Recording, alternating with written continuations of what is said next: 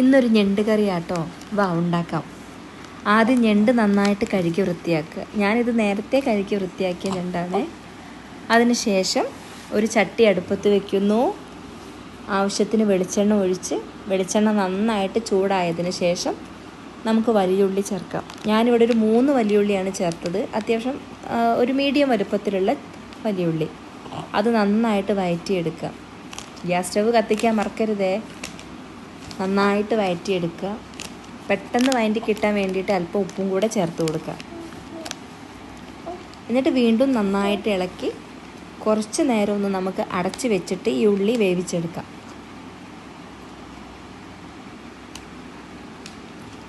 ഒത്തിരി കഷ്ടപ്പാടൊന്നുമില്ലാത്ത പെട്ടെന്ന് ഉണ്ടാക്കാൻ പറ്റിയൊരു ഞണ്ട് കറിയാട്ടോ. അടച്ചത് ആ ഉള്ളി നന്നായിട്ട് വഴറ്റി കിട്ടിയിട്ടുണ്ട്.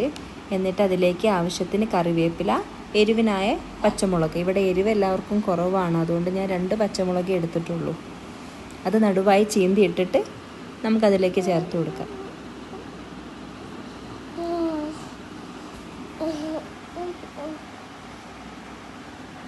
വീണ്ടും നന്നായിട്ട് ഇളക്കി വഴറ്റി കിട്ടിയതിന് ശേഷം നമുക്ക് ആവശ്യത്തിന് ഇഞ്ചി വെളുത്തുള്ളി പേസ്റ്റ്, ജിഞ്ചർ ഗാർലിക് പേസ്റ്റ് ചേർത്ത് കൊടുക്കാം.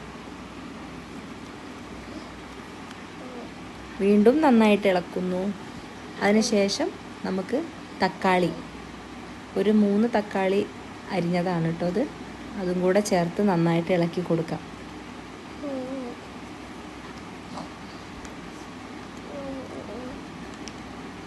തക്കാളിയും നന്നായിട്ട് വഴറ്റി കിട്ടിയതിന് ശേഷം നമുക്ക് അതിലേക്ക് ആവശ്യമായ ചേരുവ, അതായത് മസാലകളും കൂടെ ചേർക്കാം. ഒന്ന് അടച്ച് വെച്ച് വേവിച്ചതിന് ശേഷം നമുക്ക് ആവശ്യമായിട്ടുള്ള മസാല പൊടികൾ ചേർത്ത് കൊടുക്കാം. അത് മഞ്ഞൾപ്പൊടി, കുരുമുളക് പൊടി, കാശ്മീരി മുളക് പൊടി, പിന്നെ ഞാൻ ഇച്ചിരി എരിവിന് വേണ്ടി സാദാ മുളക് പൊടി, മല്ലിപ്പൊടി, ഇത്രയാണ് ചേർത്തത്. മല്ലിപ്പൊടി, മുളക് പൊടി, മഞ്ഞൾപ്പൊടി, കുരുമുളക് പൊടി, അതും കൂടെ ചേർത്ത് നന്നായിട്ട് ഇളക്കി കൊടുക്കാം. ഇനി ആവശ്യത്തിന് വെള്ളം, ഞാൻ നല്ല ചൂട് വെള്ളം ഒഴിച്ചു കൊടുത്ത്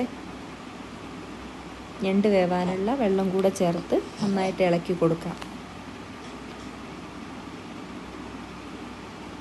അത് നന്നായിട്ട് വഴറ്റി കിട്ടി. ഇനി നമുക്കതിലേക്ക് ഞണ്ടും കൂടെ ഇട്ട് കൊടുക്കാം. ഞണ്ടിട്ടു നന്നായിട്ടൊന്ന് മിക്സ് ചെയ്തെടുക്കാം. അതിലെ മസാല എല്ലാം ഞണ്ടിലേക്ക് പിടിച്ച് കിട്ടുന്ന വരെ നന്നായിട്ട് ഇളക്കി കൊടുക്കാം.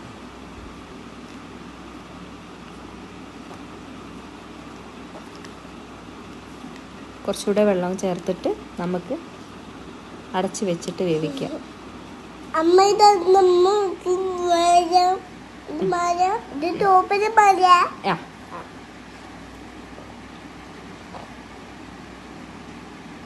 നന്നായിട്ട് ഇളക്കി കൊടുക്കാം കേട്ടോ.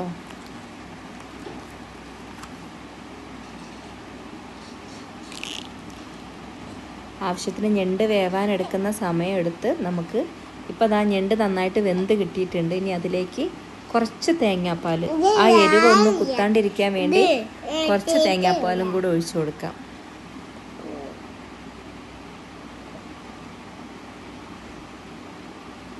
ഒത്തിരി ഒന്നുമില്ല, ഞാൻ കുറച്ച് തേങ്ങാപ്പാൽ എടുത്തിട്ടുള്ളൂ. എന്നിട്ട് ലാസ്റ്റ് കുറച്ച് കറിവേപ്പിലയും കൂടെ ചേർത്ത് കൊടുക്കാം.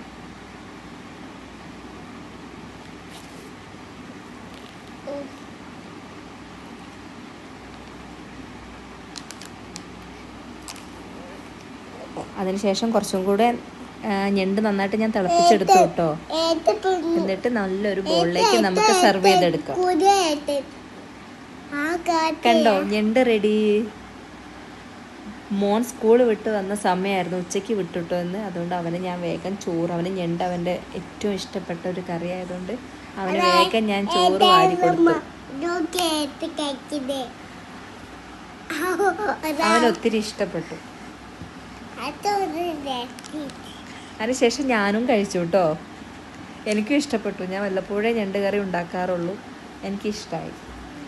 Thank you.